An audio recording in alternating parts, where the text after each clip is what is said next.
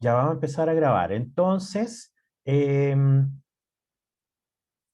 lo que vamos a... es spoiler, la corrección de la prueba la vamos a hacer el lunes. Ahí yo, porque tengo que mirar cuáles son en las que más fallaron para hacer énfasis en eso. Ahí no tuve tiempo, perdón. Entonces, lo que hemos estado viendo, ya en algún momento probablemente van a ver mi pantalla, si es que no la están viendo ya.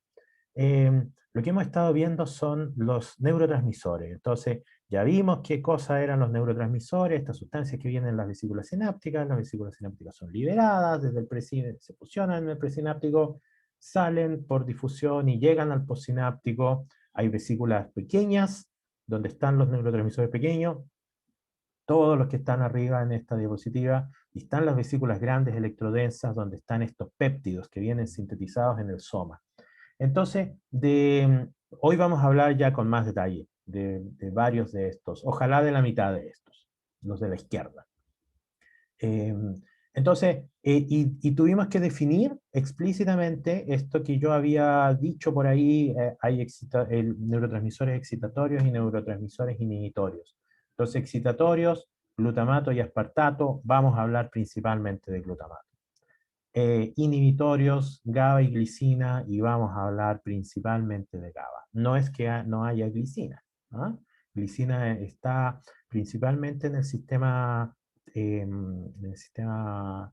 motor, si no me equivoco, pero quiero decir en la médula, en el cerebro, no hay tanta sinapsis glicinérgica. Ya. Eh, en todos lados vamos a tener sinapsis, estas sinapsis glutamatérgicas y GABAérgicas, excitatorias e inhibitorias, pero las que están aquí al lado, estas que se llaman catecolaminas o adeninas biogénicas, esas son particulares y vamos a ver si alcanzamos a hablar de ellas esta clase. Si no, no importa, estamos bien en mi calendario. Esto ya lo hablamos. Y, y aquí venía la definición, pues. Entonces, ¿cómo defino qué es excitatorio e inhibitorio? Muy simple. Excitatorio es el cual genera un aumento en el potencial de membrana que me acerca al potencial umbral. El umbral es el potencial al cual se genera el potencial de acción. Y esto es importante porque la célula no está, yo creo que se lo he dicho, no está ahí planito en -60 su potencial de reposo. El potencial de reposo de la célula cambia, oscila, porque todo el rato está recibiendo liberación de neurotransmisores. Entonces, sube, baja, sube, baja. En algún momento creo que hay una diapositiva de eso. Eh, entonces, excitatorio es el que nos acerca al potencial umbral y el disparo de potencial de acción. Inhibitorio es el que nos aleja. Ya, listo. Pero hemos hablado de canales iónicos, quizás más de lo que uno quisiera. Entonces, en términos de canales iónicos, ¿cómo es esto? El inhibitorio es fácil, es un canal de cloruro habitualmente, un canal de cloruro activado por el neurotransmisor GABA, y vamos a hablar de eso. Eh, y este de acá es un poquito más complicado, y yo se los conté en la clase anterior. Esto, en el caso de glutamato y en el caso de acetilcolina, son canales no selectivos a cationes. Eh, entonces, pongamos, esto yo se los conté, lo voy a pasar rápido. Entonces, si tenemos una sinapsis excitatoria, aquí vamos a tener una despolarización. Si tenemos dos sinapsis excitatorias y cruzan el umbral, despolariza y genera un potencial de acción. Si tenemos ahora una sinapsis excitatoria, aquí veamos el naranjo, más una, perdón, el amarillo, más una inhibitoria al mismo tiempo, vamos a tener la naranja. Entonces hay una suma algebraica. ¿La neurona suma? Sí. Pero ahora viene lo interesante, pues si tenemos estas dos excitatorias, la amarilla que cruzaba el umbral, si al mismo tiempo tenemos una roja, entonces ahora ya no va a cruzar el umbral. Entonces, esto nos plantea que hay un balance y así se llama, balance, excitación, inhibición. Y la célula vive en este balance y se mueve en esta situación, ¿ya? Cuánta excitación y cuánta inhibición se recibe en cada momento del tiempo. Hay alteraciones en este balance y son patológicas y en algún momento va a salir alguna de estas, ¿no? Estoy viendo cómo mover mi, mi torpedo. porque no sé dónde estamos. ¿Cómo se supo que esto de que a través de la sinapsis, por ejemplo, el primer caso de acetilcolina, eran cationes monovalentes? Bueno, se hizo el experimento, en Voltage Clamp se registra la liberación de neurotransmisor a distintos voltajes, a algunos voltajes hay una, esto es corriente, claro, porque voltage clamp es negativo, en algún momento es cero y en otro momento es positivo. Se grafica esto, no miren las rayitas, se grafica esto y tiene un potencial cercano al cero. Lo que dice la teoría es que si esto fuera una resistencia solamente selectiva a potasio, el potencial de reversión de esto, siguiendo la ley de Ohm, sería el potencial de equilibrio de potasio, el amarillo. No se parece en nada a este potencial, miren aquí está cercano a menos 100, y lo que nos importa es este que está cercano a 0, ya no era potasio. En el caso del sodio, cercano a más 60, más 60 es bien diferente del 0, ¿ya? No era cloruro, y aquí me lo tienen que creer. Entonces, cómo se explica que esto tenga un potencial de reversión cercano a 0? Bueno, simple, deja pasar sodio y potasio. Y ese valor 0 en verdad es como menos 10, está a medio camino entre este potencial que es menos 100 y este otro potencial de equilibrio de sodio que es más 60, más 70. Entonces, así es como se explicó. De aquí viene este mantra que vamos a escuchar y que probablemente quizás ya han escuchado, que el receptor de acetilcolina es permeable a cationes monovalentes, sodio, sodio y potasio. Y aquí viene esto. Ya, vámonos para otro lado. Entonces,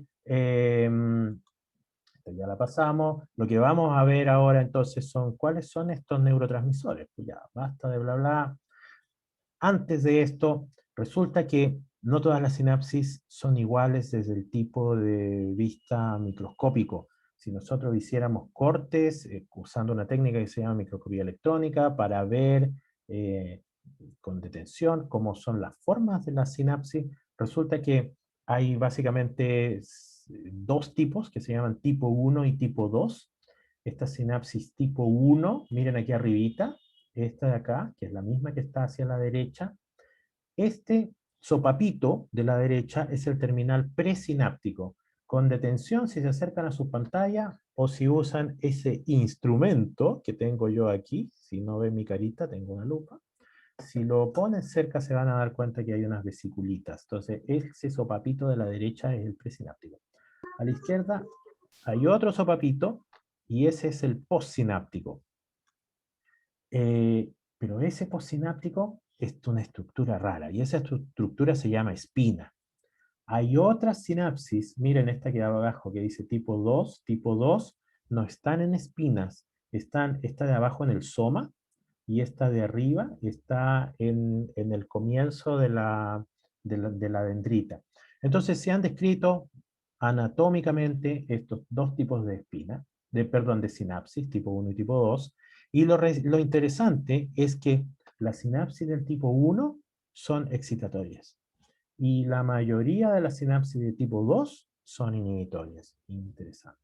Si se fijan, aquí en el postsináptico, no hemos hablado del postsináptico mucho, si no les voy a mostrar una foto porque tampoco tengo, pero en las fotos se puede ver que en los postsinápticos hay una región más densa.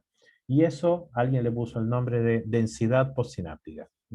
Porque era más denso nada más. ¿Por qué es más denso? Porque hay un montón de proteínas de andamio que están ahí, proteínas de citoesqueleto, que están manteniendo la posición de los receptores postsinápticos. Y eso se ve tanto en la sinapsis de tipo 1, en el dibujito, está aquí también, y en la sinapsis de tipo 2, ahí lo dibujó más delgadito porque aparentemente es más delgadito. Sí, Cristóbal tiene la mano levantada. Ok. Profe, con respecto a la ubicación espacial de este tipo de sinapsis tipo 1 y 2 me refiero, que uno puede estar, no sé, por ejemplo, ubicado más como la zona más craneal, otro más muscular, no sé. ¿Varía su ubicación entre la sinapsis tipo 1 y tipo 2 o va a estar más o menos juntita, ya que una es excitatoria y otra es inhibitoria entre los tipos de células periposinápticas? Sí, Eh, ¿Sí? o sea, entiendo la pregunta, ¿qué quiero decir? Ya, Esto ocurre para básicamente todas las neuronas, independiente de si están aquí en el cerebro, o si están en la médula, o si están en ganglios, ahí es diferente la cosa. ¿Ah? Ahí puede ser diferente, pero tanto en el cerebro como en la médula esto parece ser verdad, ¿ya? Que la misma célula, ustedes pueden sacar una célula de aquí adelante, de prefrontal, de temporal, o quizás de algunas partes del tálamo, por ejemplo, más interna, y podrían ver esto. Entonces, no macroscópicamente no es algo que esté más en una parte, en una estructura. Pero dentro de la neurona, ustedes van a ver esta sinapsis tipo 1, que son principalmente las glutamatérgicas, y tipo 2, que son principalmente inhibitorias. No sé si contesté la pregunta. Sí, sí, si en neurona más o menos ganglios cambian, musculares creo que ya es otra cosa, ¿no? Sí. Pero es que no hay, a ver, Muchas gracias. calma, No, calma. es que distinto ahí. Pero es que no existen neuronas musculares. No, No, yo creo que no, quiere o sea, decir neuronas no, motoras. más o menos eso, como la Sí. ubicación en... Y eso, Vale, eso lo vamos a ver después, ¿ah? En este curso. ok, La neurona que manda un axón hacia el músculo, hacia este músculo, esa se llama neurona motora.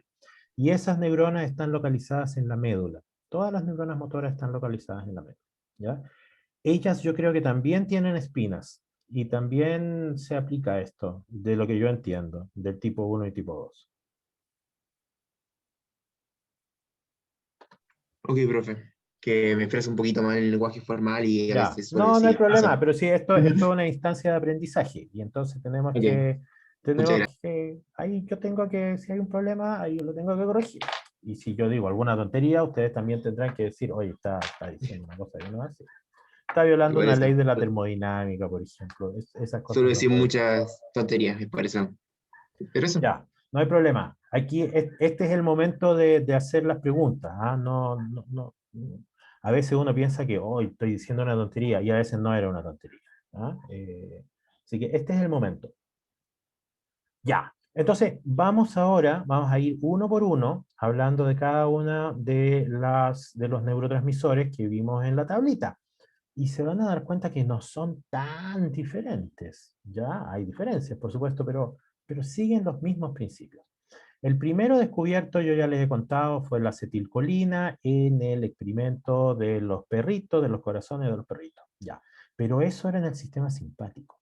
Eh, em, Luego se estudió las primeras sinapsis que se estudiaron de manera ya más para entender la fisiología, fue la sinapsis de musculoesquelética, la unión neuromuscular, el nervio y el músculo, como que lo que yo les mostré unas diapositivas antes, estoy buscando aquí en mi torpedo, no encuentro, ¿por qué no lo encuentro? Esa de ahí, ¿ya? Entonces está el nervio, se estimula el nervio y se registra en el músculo.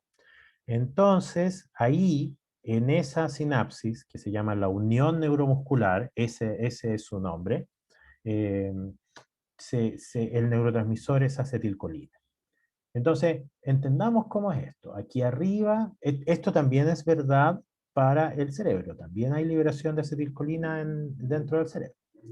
Eh, Aquí el neurotransmisor es acetilcolina y ese es el que se mete adentro de las vesiculitas. Entonces, acetilcolina viene de la síntesis a partir de acetilcoenzima A, que es una sustancia que se genera en la mitocondria. Eh, Recordarles, glucosa, pasa piruvato, esto entra en la mitocondria, el ciclo de Krebs, eso produce acetilcolina, acetilcoenzima A, y acetilcoenzima A más colina forma acetilcolina. La enzima que la sintetiza se llama colina aciltransferasa, CAT. Colina aciltransferasa. En alguna parte está aquí, CAT, colina aciltransferasa. Esa acetilcolina ahora es empacada, es la palabra que se ha usado en inglés, o es introducida dentro de las vesículas por esta proteína que se llama transportador vesicular de acetilcolina. Entonces ustedes se preguntarán, o sea, hay un transportador, para cada neurotransmisor, respuesta corta es sí. Eh, y estos transportadores son similares a los transportadores de los que hemos hablado antes en otra parte del curso, el transporte activo secundario. Sí, varios de ellos son transporte activo secundario. Ya. Entonces, se introduce acetilcolina dentro de estas vesículas, llega el potencial de acción, se abren canales de calcio, como hemos hablado, la vesícula se fusiona, se libera acetilcolina llega al terminal postsináptico, hay receptores ionotrópicos, canales iónicos y metatrópicos, estos receptores de 7 segmentos transmembrana, pero aquí hay algo importante, y voy a llamar al señor lápiz para que venga y haga un dibujo digno de un museo. Todos los sistemas de neurotransmisor tienen lo que se llama mecanismos de control. Y estos mecanismos de control son mecanismos para disminuir la liberación del neurotransmisor. En el caso de acetilcolina, en el espacio sináptico, este espacio se llama espacio sináptico. En algunos libros lo van a ver como hendidura sináptica. Es lo mismo, ¿ya? En el espacio sináptico hay una enzima, y esa enzima se llama acetilcolinesterasa. Y lo que hace esta enzima es degradar acetilcolina. Y la degrada en acetato y colina. Las células tienen transportadores de acetato y colina y lo recaptura. Entonces aquí está dibujado el de colina, que es el más interesante. Colina entra, es un transporte usando el gradiente de sodio. Ahí aquí dice sodio-colina transporte. Entonces entra colina y colina es usado para sintetizar acetilcolina. Entonces, ¿cuál es el punto de esto? El punto es que hay mecanismos para evitar que haya demasiada, así se ha interpretado, para evitar que haya demasiada acetilcolina aquí. ¿Qué pasa si no se degrada? Porque esto parece raro, ¿no? O sea, resulta que la célula se la ingenió para hacer todas estas cosas, para liberar acetilcolina, y ahora la degrada, y ahora lo que llega al postsináptico es menos de lo que liberó. Chuta, ¿cuál es el sentido? Bueno, si ustedes ponen inhibidores de la acetilcolinesterasa, inhibidores de esto, lo que ocurre es que en cierta sinapsis llega tanta acetilcolina aquí que el músculo se contrae y no se puede relajar más. Y eso es lo que pasa con algunos organofosfatos, que son los que yo se los escribí aquí, como el gas sarín, que es algo que se usaba, ahora está prohibido por los tratados internacionales, se usaba en las guerras químicas. El gas sarín lo que hace es que inhibe la acetilcolina, se libera tanto aquí acetilcolina que se contrae el músculo, uno de los músculos más importantes, que no es el corazón, es el diafragma, se contrae el músculo y ya no se relaja. Y si el diafragma ya no se puede mover, contraer y relajar, dejamos de respirar. Y ahí se acaba la historia. Entonces, este control de la liberación de neurotransmisores es algo sumamente importante. Cristóbal tiene la mano levantada. Sí, disculpe por la interrupción. Cuando nosotros ya vamos teniendo ya no la, la enzima encargada de degradar la acetilcolina, si no degrada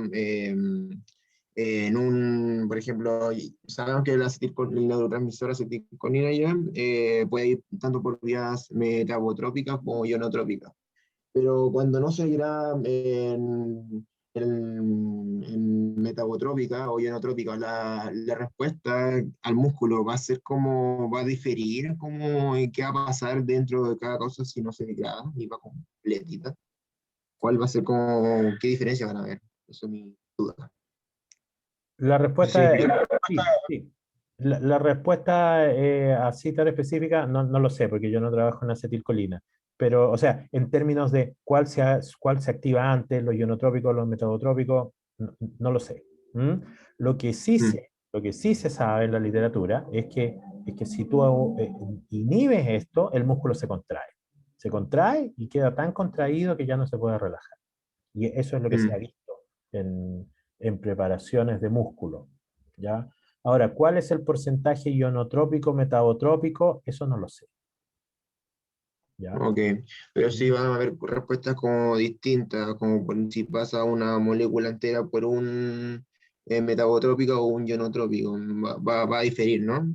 Eso es como- Sí, va a diferir y eso lo hemos hablado antes, porque en el caso de las respuestas a través de receptores ionotrópicos, que son canales iónicos, estos se abren rápidamente, porque es el receptor es el canal, se abre rápidamente, pero la respuesta dura muy poco, 20 Mm, milisegundos, 25 milisegundos, y se acaba.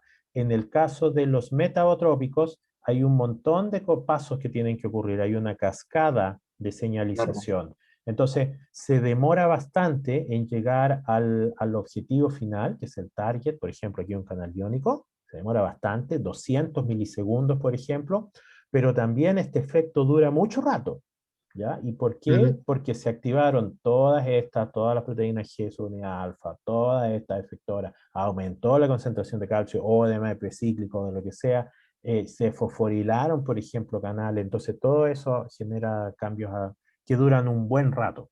¿Mm? ujú. Ok, muchas gracias. Ya. Entonces, eso es para la acetilcolina. Creo que aquí yo ya les dije, aquí hay algunas cosas. El transporte de colina es dependiente de sodio, usa el gradiente de sodio. El transportador de colina no es homólogo, este era como un dato freak. Uy, perdón. Ya, entonces resumiendo esto, acetilcolina se sintetiza a partir de acetilcolina A, colina, entra a la vesícula a través del transportador vesicular, se libera y hay un mecanismo de degradación.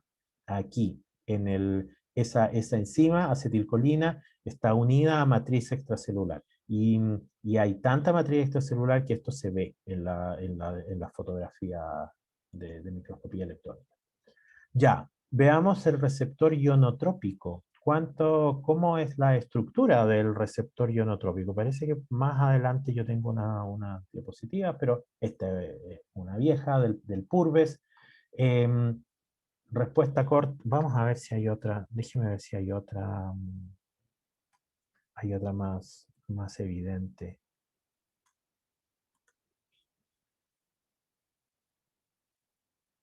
Vamos a ver si hay otra mejor.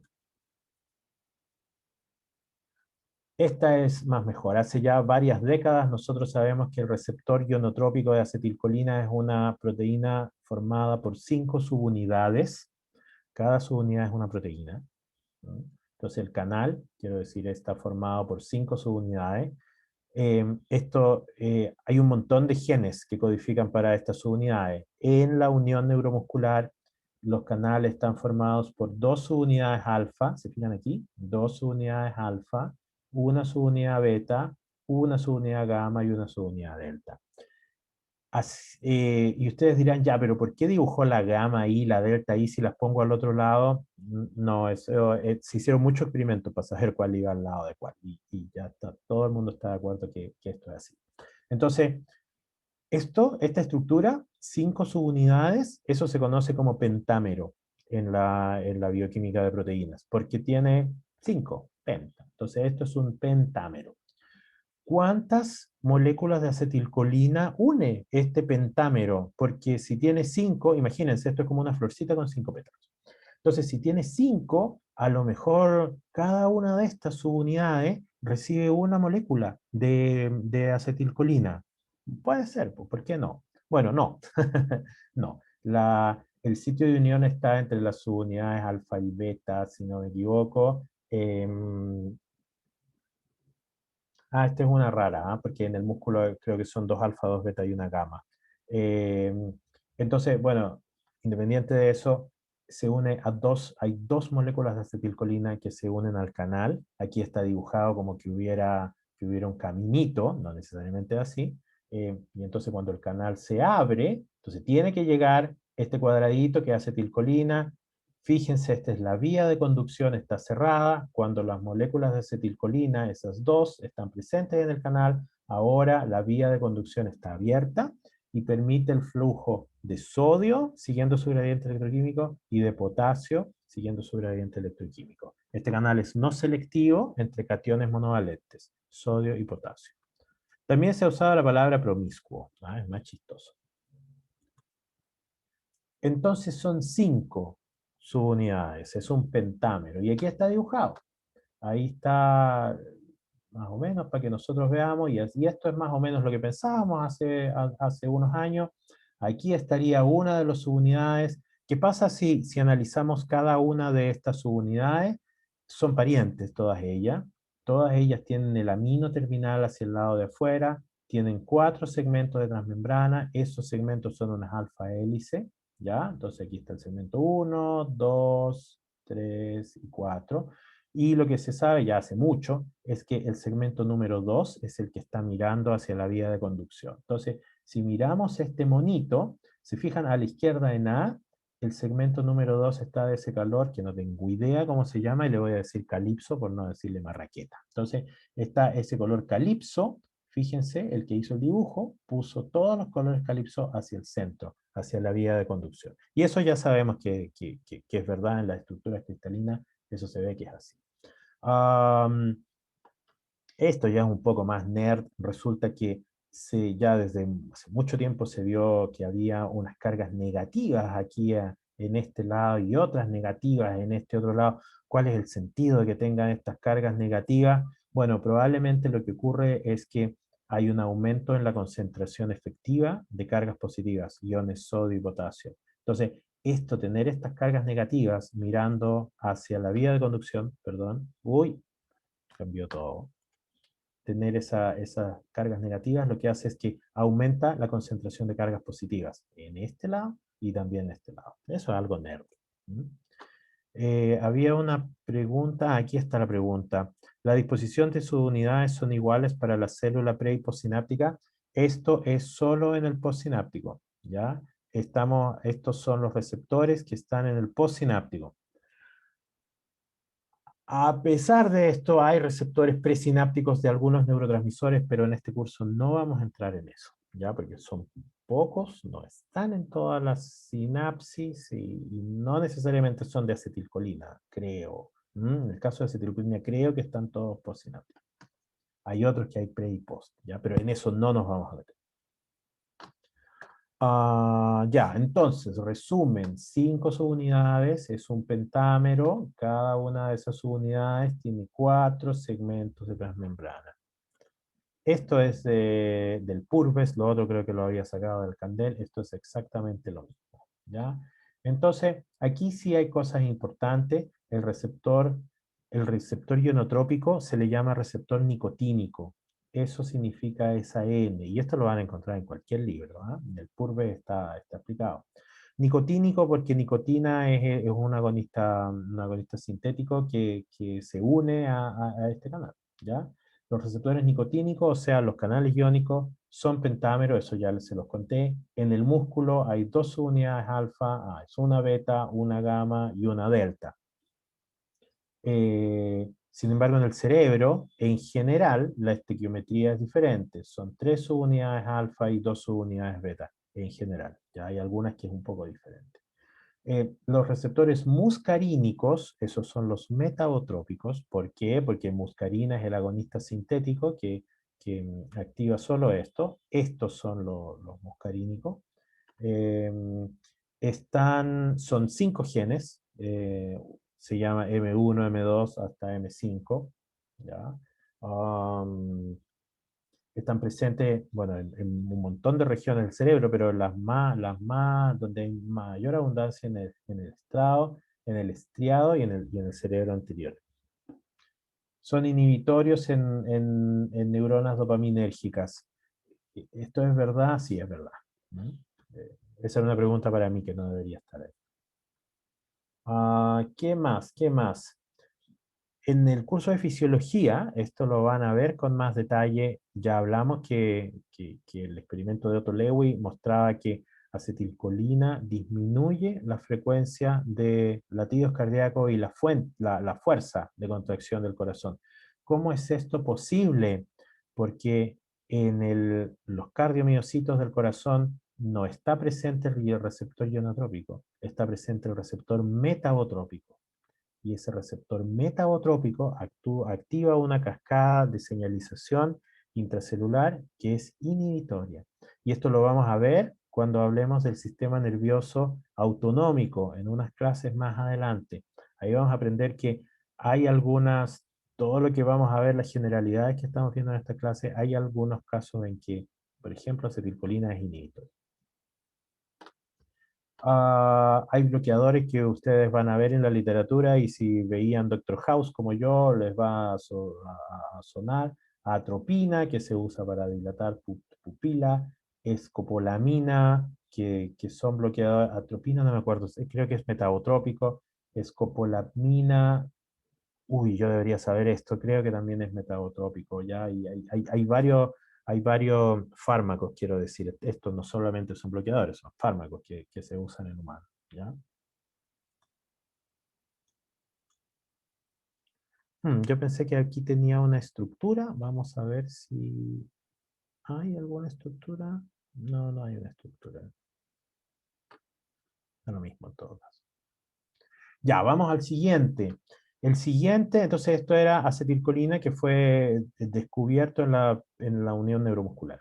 Sin embargo, si nosotros nos vamos al cerebro, la mayoría de las sinapsis excitatorias son sinapsis glutamatérgicas. El neurotransmisor es glutamato. Ya, entonces, ¿qué cosa es esto del glutamato? Aquí está dibujado el presináptico a la izquierda arriba, el postsináptico como un sopapín abajo. Glutamato es un aminoácido y como aminoácido está involucrado en la síntesis de péptidos y proteínas, pero en la sinapsis, glutamato es empacado adentro de estas vesículas sinápticas a través de un transportador. Ese transportador se llama V-GLUT, que significa, bueno, está escrito por acá, significa transportador vesicular de glutamato, por eso se llama con esta V de vesicular, transportador vesicular de glutamato. No tiene homología con otros transportadores de glutamato. Hay otros transportadores de glutamato. Y se los digo de inmediato.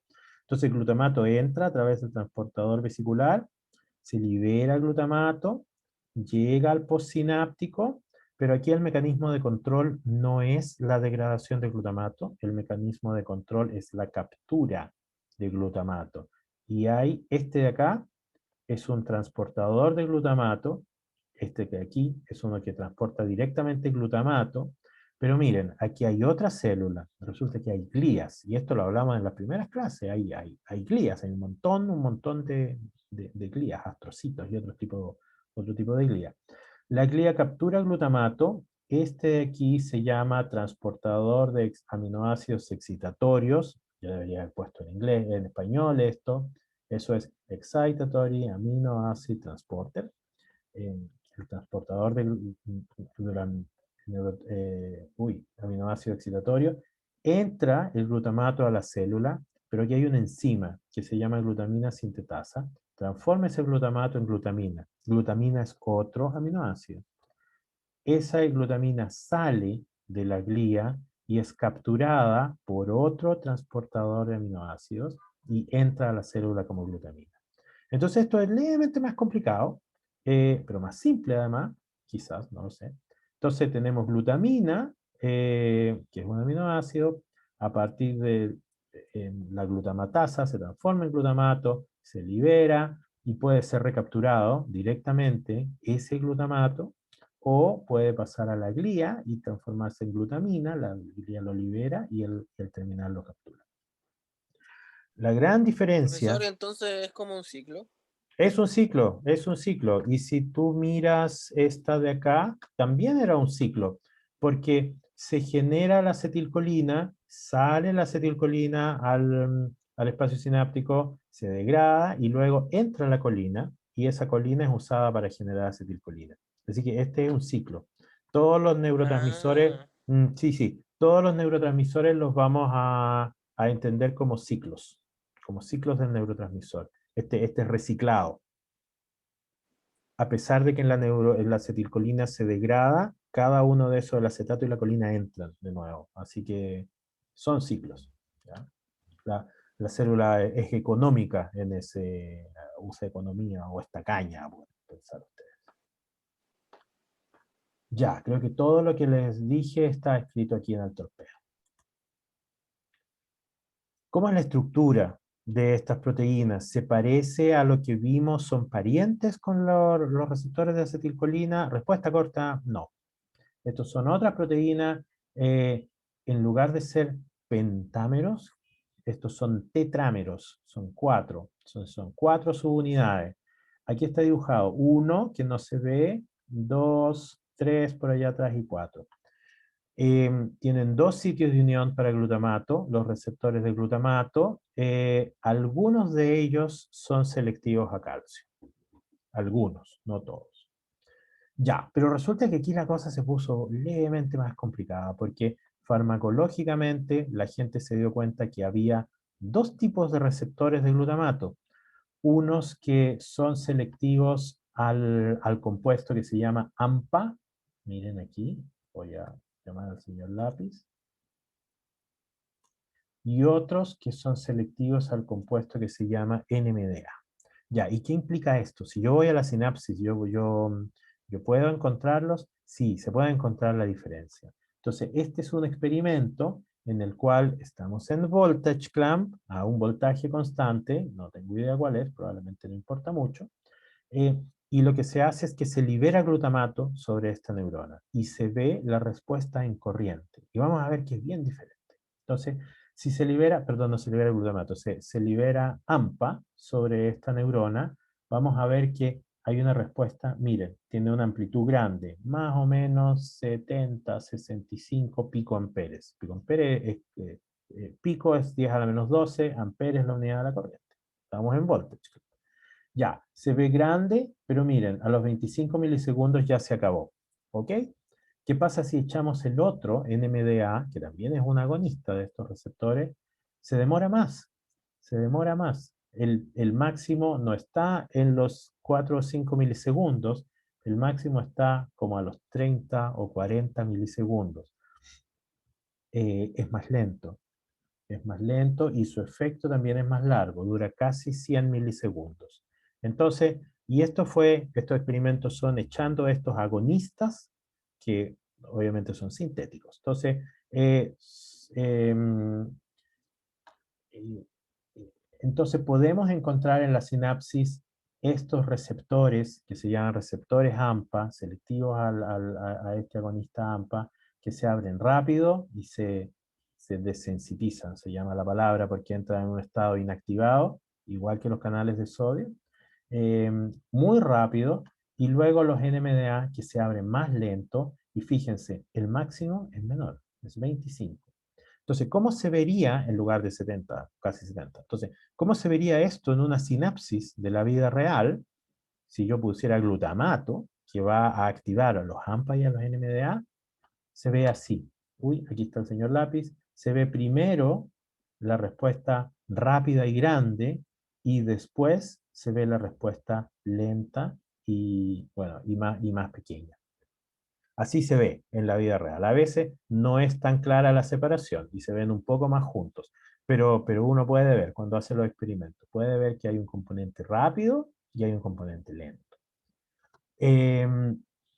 ¿Cuántos genes están involucrados en esto? Y la pregunta es, ¿se mezclan las subunidades? Respuesta corta, no se mezclan las subunidades. Para los receptores de AMPA hay 4 genes que se llaman GLU-R1, 2, 3 y 4. Ahora cambiaron los nombres de esos genes, pero siguen siendo 4. Para NMDA tenemos más, son 5 genes, ¿ya? Se parecen, evolutivamente se parecen, si uno hace un análisis de secuencia. Estos de aquí AMPA con NMDA, sin embargo, no se mezclan entre ellos, ¿ya? Entonces, estos de aquí solo se mezclan entre ellos y forman canales AMPA, estos de acá solo se mezclan entre ellos y forman receptores de, canales receptores de glutamato. Hay otro tipo que se llaman receptores de kainato. Esto no nos va a salir mucho, creo que no lo vamos a ver en ningún sistema porque son relativamente pocos los receptores de kainato en cada neurona, pero sin embargo existen. Todo esto con respecto a la respuesta glutamatérgica. Ionotrópica. ¿Qué pasa con la metadotrópica? La misma idea que acetilcolina, están estos receptores, eh, hay bastantes más genes, hay desde, se llama mGlu-R1, M de metabotrópico, y van desde el 1 hasta el 8. Esto va a ser particularmente interesante en el sistema visual, porque en el sistema visual estos receptores son inhibitorios.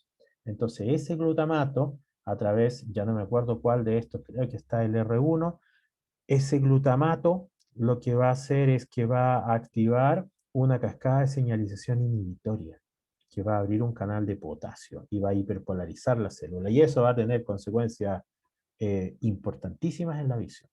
¿Ya? Entonces, hay receptores ionotrópicos y metabotrópicos, y a pesar de que llamamos al glutamato genéricamente excitatorio, hay casos en los que va a ser inhibitorio, ¿ya? Pero a través de receptores metabotrópicos.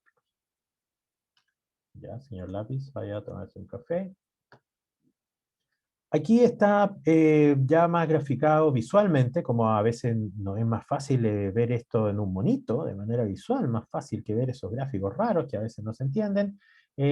Aquí está la diferencia. Entonces los receptores AMPA o kainato tienen su sitio de unión de glutamato, dejan pasar sodio y potasio.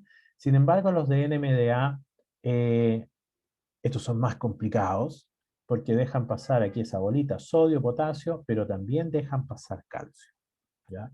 Y en clases posteriores vamos a ver un fenómeno fundamental relacionado con la memoria que tiene que ver con la activación específica de esos receptores y tiene que ver con la entrada de calcio a la célula. Entonces, esta diferencia de funcionamiento entre receptores AMPA y receptores NMDA, vamos a ver en clases posteriores que tiene que ver con fenómenos que tienen que ver con la memoria de aprendizaje, porque este calcio que entra a la célula va a gatillar cascadas de segunda mensajeros dentro de la célula. Y van a ocurrir cosas súper, súper interesantes. Pero aquí el que hizo este dibujito dibujó un montón de cosas más. Dibujó glicina. Glicina, yo les conté, acuérdense que era un receptor, perdón, era un neurotransmisor inhibitorio. Bueno, resulta que hay sitios de unión a glicina en este receptor, y este canal receptor tiene que tener glicina unida para que exista el efecto de glutamato, ¿ya? Glicina sería un cofactor. Hay un sitio de unión a magnesio, esa cosa como una llavecita, trata de representar que es un tapón. El sitio de magnesio está bien profundo, y si magnesio se une, el canal se bloquea. Y eso lo vamos a ver también, porque tiene un rol fisiológico esto. Entonces, este receptor de NMDA tiene bastante más características, cosas biofísicas.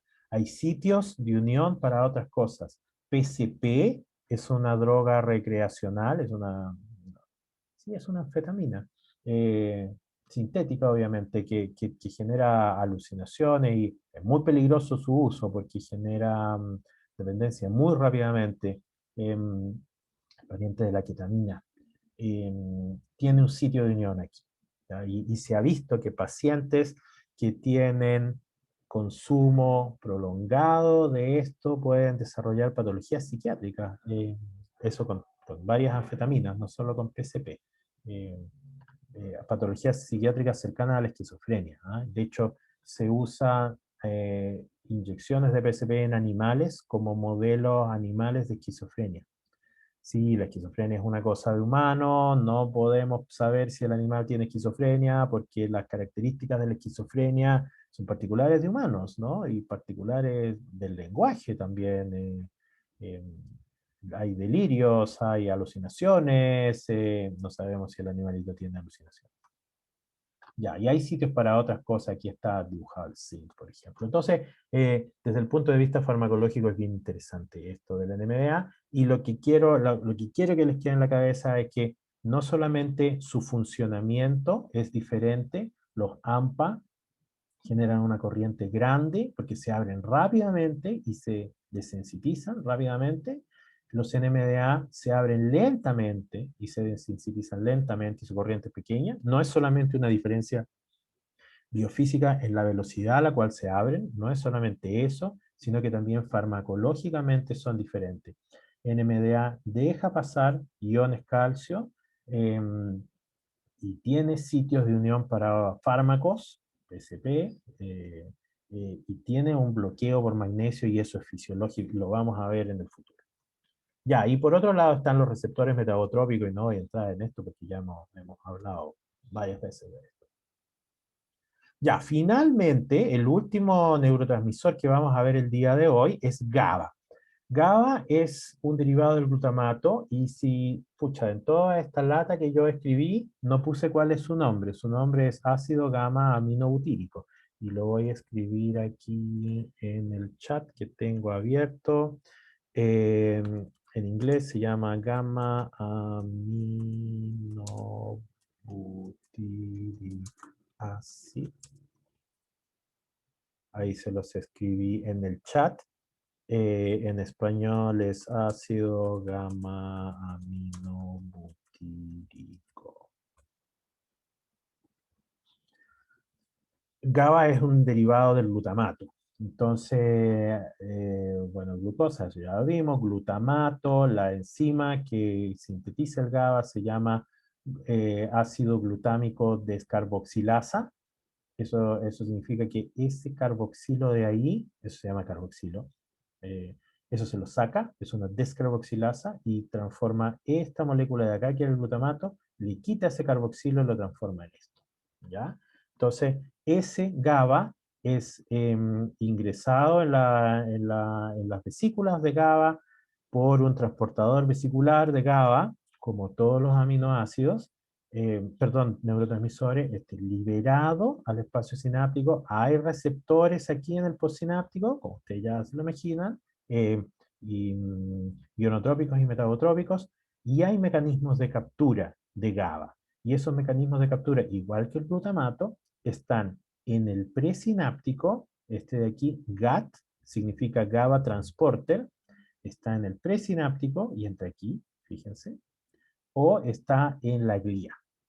Y la glía después lo transforma en glutamina, y la glutamina se la tira igual que en el caso del, del glutamato. ¿Ya? Entonces, aquí, fíjense que la glía apareció en este caso del GABA y también apareció en el caso del glutamato. Entonces, la glía es algo importante. Antes, hace varias décadas, pensábamos que la glía tenía un rol de sostén, así se le decía, ¿no? De mantener la forma, era como ponerle ladrillos nada más a esto. Ahora sabemos que tiene bastantes más roles. Tiene que ver con la captura, con la síntesis de otras cosas. La glía le tira nutrientes y señales a la célula, a la neurona, y también captura cosas que podrían ser nocivas para la neurona. Ya, esto de aquí ya se los dije. Hay dos genes que codifican para la ácido glutámico descarboxilasa, GAT65, GAT67, esos son nombres históricos. El transportador vesicular de GABA, esta cosita que está ahí dibujada, puede transportar piscina y GABA, ¿ya? Y igual que en el otro caso, el término y el mecanismo de control aquí está dada por la recaptura de GABA. Entonces ustedes pensarán, oh, pero este GABA que estaba aquí al medio, camina y llega para afuera, difunde. Sí, llega para afuera.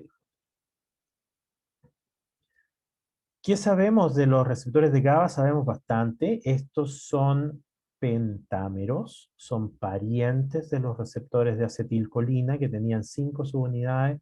Estos también tienen 5 subunidades, son filogenéticamente hablando, son parientes.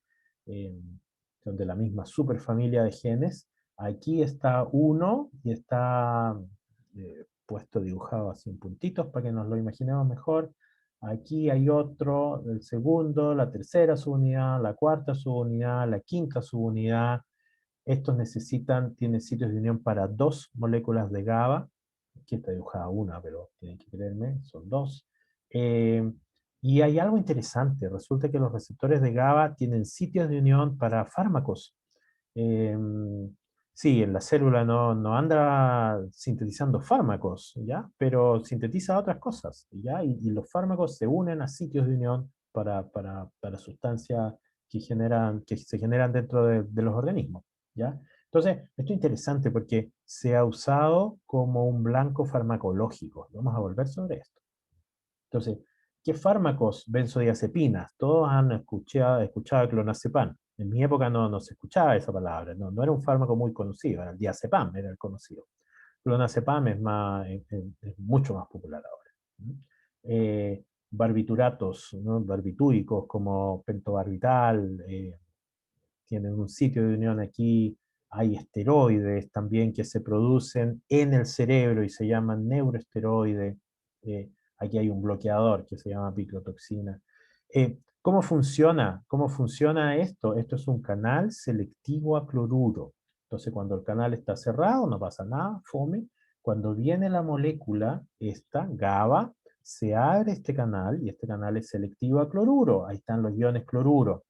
Eh, entonces, el potencial de membrana se va a ir hacia el potencial de equilibrio de cloruro. Si estamos en el potencial de reposo menos 60, por ejemplo, y se abren los canales de cloruro, vamos a ir hacia el potencial de equilibrio de cloruro que está más abajo, y esto se va a hiperpolarizar. Nos vamos a alejar del potencial de umbral. A la izquierda en A, este es uno de los primeros experimentos en que se mostró cómo funcionaba, cuál era el rol, o cómo funcionaba esto GABA en una neurona. Esta es una neurona muy particular. Esta es una neurona que está en un ganglio cerebral de un cangrejo, y esta neurona dispara espontáneamente potenciales de acción, y esto se conoce como marcapaso. Ustedes probablemente han escuchado esto y van a escucharlo en fisiología. Hay unas neuronas en el corazón que son las que mantienen el paso, el ritmo, se llaman marcapaso, están en el nodo sinoatrial, están conectadas con gap junction entre sí, conectan también a otras partes del cerebro. Un montón de cardiomiocitos en el cerebro son las que mantienen el ritmo. En el cerebro también hay neuronas marcapaso, en lugares muy particulares del cerebro. No controlan ritmos tan fuertemente como esto del latido cardíaco, pero eso, no voy a entrar más en detalle. Entonces, esta es una neurona marcapaso, está disparando a una frecuencia constante, el espaciamiento de potencial y potenciales de acción es bien claro y es bien homogéneo, y en ese momento donde aparece esta cosita, esta flechita morada, se libera GABA desde una célula que sintetiza GABA, ¿ya? Y se libera GABA, y miren lo que pasa, el potencial de membrana estaba subiendo, subiendo, subiendo, subiendo, se liberó GABA, se abrieron los canales de cloruro, y ahora el potencial de membrana se va hacia abajo, hacia el potencial de equilibrio de cloruro. Y se mantiene por aquí por un lado. Bueno, después de unos milisegundos GABA se empieza a lavar, se empieza a difundir. Entonces lentamente el potencial de membrana vuelve a aumentar. Esta neurona tiene un set particular de canales iónicos que permite que espontáneamente esté generando potenciales de acción. Entonces el efecto de GABA es transitorio y luego aparece, esto es una corriente de sodio, no importa aquí, pero va depolarizando, depolarizando, depolarizando, y después de un rato, bastante, cientos de milisegundos, dispara un potencial de acción y luego vuelve a disparar a la misma frecuencia en la que estaba disparando antes. Entonces, este fue el primer experimento o de los primeros experimentos donde se mostró cuál era el rol de GABA. Entonces, GABA abre canales de cloruro, y hace que esta neurona se calle, básicamente, y se demora un rato en volver a disparar. Déjenme ver si hay otro. Yo en otras presentaciones tengo. Ahí hay uno.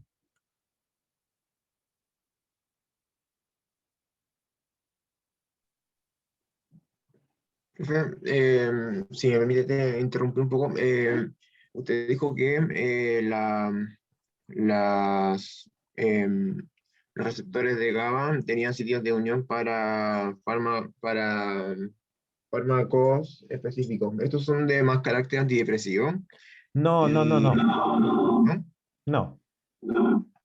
Ok. Y lo otro cortito que es como las neuronas marcapasos, ¿no se relacionan con el sistema de autónomo o no tienen una relación?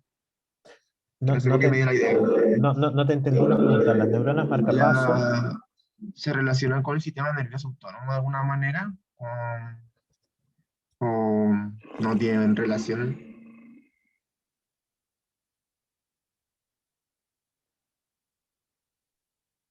Estoy pensando. Hay neuronas marcapaso en el sistema nervioso autónomo, en el hipotálamo, ¿ya? Hay. Mm, Em, pero también hay en otros sistemas. Hay neuronas marcapaso en los complejos respiratorios, que son las mm, partes que están en el bulbo, donde salen los axones axones motores que van a controlar la inspiración y la expiración.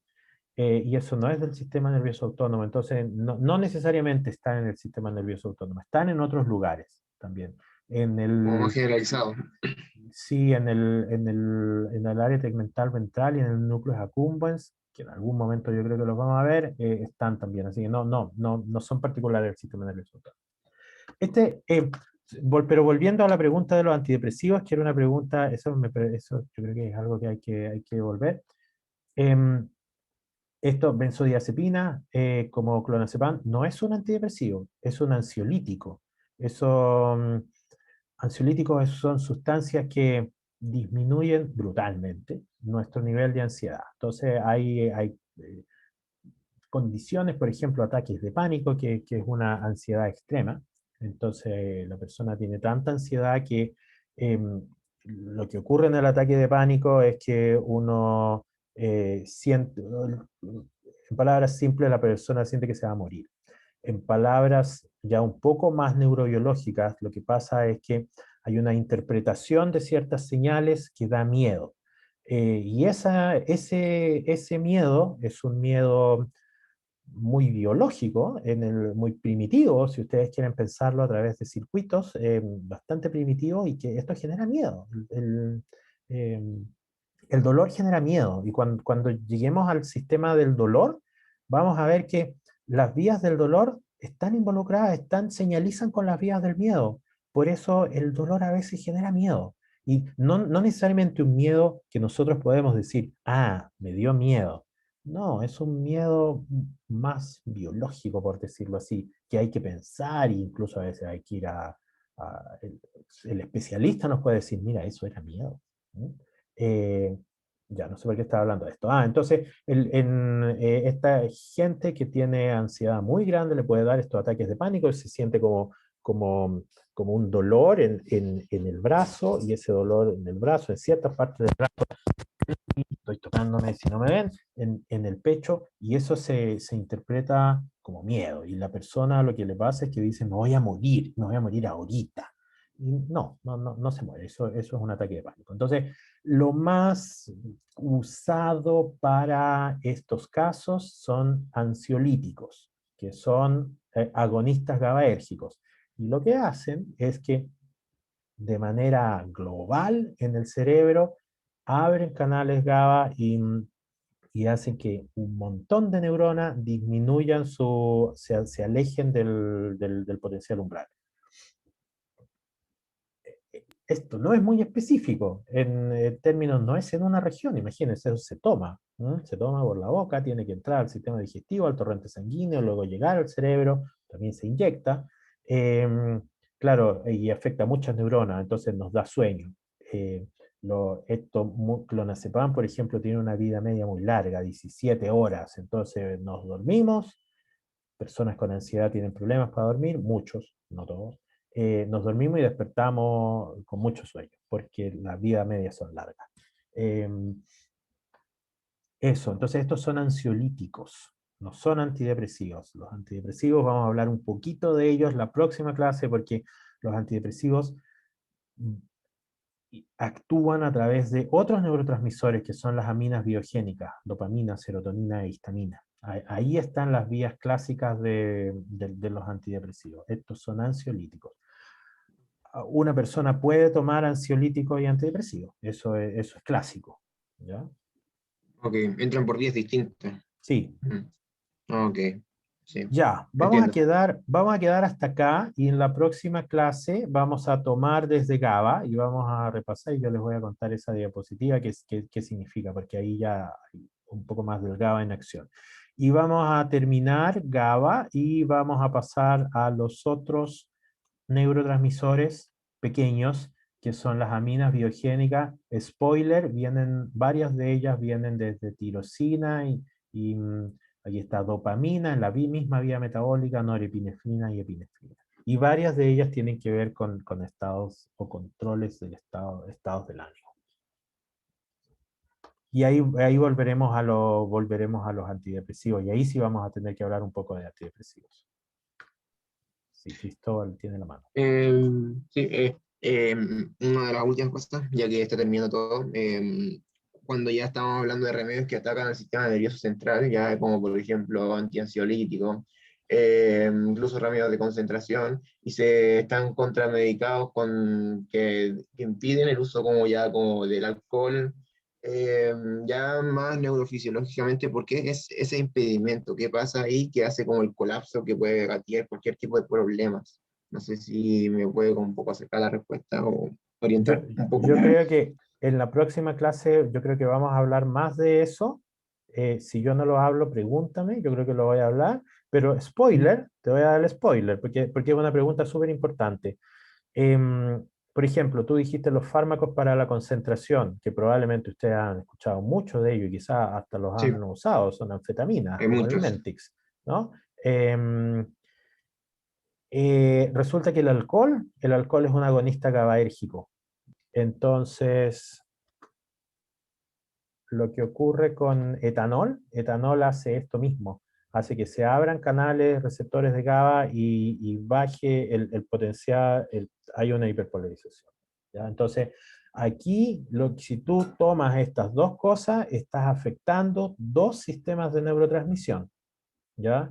Entonces, ya afectar un sistema de neurotransmisión puede tener em, puede causar cosas complicadas. O sea, todos hemos visto lo que pasa cuando ingerimos u otros ingieren alcohol. Primero ocurre una fase que uno podría llamar, se pone arriba de la pelota, eso se llama pérdida de la inhibición, porque se inhiben ciertas neuronas, entonces hacemos cosas que antes no hubiéramos hecho, estamos arriba de la pelota un buen rato por esa inhibición de la inhibición, pero luego, si aumenta la dosis de etanol, lo que pasa es que actúa como un sedante y la persona cae desplomada. Y antes se usaba como anestésico el etanol. Em, entonces, dependiendo de las dosis, puede generar cosas complicadas, ¿ya? Imagínate que a ese sistema nervioso en que tú le pusiste alta concentración de esta sustancia, que podríamos pensarlo como un anestésico, tú a ese le vas a poner ahora otra sustancia que va a cambiar el funcionamiento de otro neurotransmisor. Entonces, vamos a ver que solamente con sustancias que activan otros neurotransmisores como dopamina, cambian un montón de cosas. O sea, vamos a ver lo que pasa cuando se consume cocaína. Entonces, se altera el sistema, el funcionamiento del sistema nervioso. Imagínate que ahí tú sumas cocaína o anfetamina versus estos anestésicos. Entonces ahí pueden pasar cosas difíciles de predecir incluso. No entiendo, entonces va a cambiar como la alteración normal de los parámetros normales, como están distribuidos todos, va a alterar todo, después, Tú puedes dependiendo de qué sea. pensar, sí, lo que se ha dicho es que alteras la química cerebral. Y eso Mm, como que, y lo eso dejo que en es un muy estado normal al final. claro. O sea, tú tienes una cierta química cerebral con un cierto balance de liberación de neurotransmisores y con una droga tú puedes cambiarlo, con otra droga puedes cambiarlo a otro lado y juntando dos o tres drogas, la cosa se pone mucho más complicada. Y que el cuerpo vuelva por sí solo a su estado normal es como ya más difícil, como Pero se incluso demora, puede que, no, se demora, eso ¿no? se demora. ¿No? Eso se O demora, que, pero eso se demora bastantes horas. Se llama resaca, de hecho, ¿no? La resaca es parte de sí. eso. Pero además por ejemplo, en ciertas personas, ciertas drogas de abuso generan adicción y eso es un problema, ¿ya? Hay drogas de Pero abuso, Hay drogas de abuso que incluso con una sola ingesta se genera adicción. No en todas las personas, porque no todos los cerebros son iguales, ¿ya? Pero ahí la cosa se pone mucho más complicada. La adicción ya O es un sea, problema bastante más complicado y vamos a hablar un poco de eso. hay veces en que se altera el orden y después este no puede volver a la normalidad por ese motivo, Sí, como po, lo que deja un acabo, estado vegetal. Sí.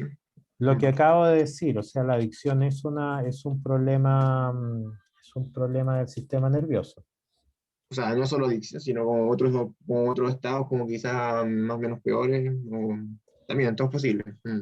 Bueno, se ha visto que ingesta de PCP u otras anfetaminas en altas dosis puede generar que la persona entre en un brote psicótico muy largo. Se ha descrito que personas con una, con una administración de PCP o cierta anfetamina como que entran en un estado como de esquizofrenia y después ya no pueden volver. Entonces, ahí ya hay cambios irreversibles en la química cerebral. ¿Por qué eso pasa? No se sabe, yo creo. Porque eso no le pasa a todas las personas. Entonces es Ok, complicado. gracias, profe. ¿Mm? Muchas gracias. Muchas Sí. gracias por la respuesta. Me preguntan aquí por interno y la cocaína. Eso, la cocaína lo vamos a ver en la siguiente clase, porque eso es otro neurotransmisor. Eso está en la vía de la dopamina. Así que eso lo vamos a ver en la siguiente. Ya, quedamos hasta aquí. Profesor, Si hay, una pregunta, sí, sí, como la conducta también está moderada como por algunos neurotransmisores, por sí, ejemplo, la conducta obsesiva compulsiva sí. o ese tipo de... Respuesta corta, Definitivamente, ya viste que mi respuesta corta fue un sí rotundo, ¿ya? Eh,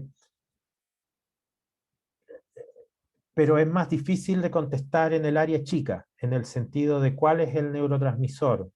Probablemente es glutamato, al menos es glutamato, ¿ya? Hay varias líneas de evidencia que muestran que alteraciones, animales, ¿cómo es? Animales con alteraciones en sistemas de captura de neurotransmisor tienen conductas que podemos ver como obsesivas compulsivas, por ejemplo. ¿Ya? Eso sí. Así que probablemente no es solo glutamato. ¿Sí? Esa es la cosa. ¿Ya? Probablemente no es solo glutamato y no todos los pacientes son iguales. Y yo creo que vamos a volver sobre esto la siguiente clase que estemos hablando de neurotransmisores. Así que sí, todo si yo pudiera tomar tu pregunta y englobarla, yo podría decir que todas las patologías cerebrales tienen un componente que nosotros podríamos ver como celular molecular. Y muchas de ellas son alteraciones en la sinapsis. Vamos a volver sobre esto, ¿ah? En la próxima clase.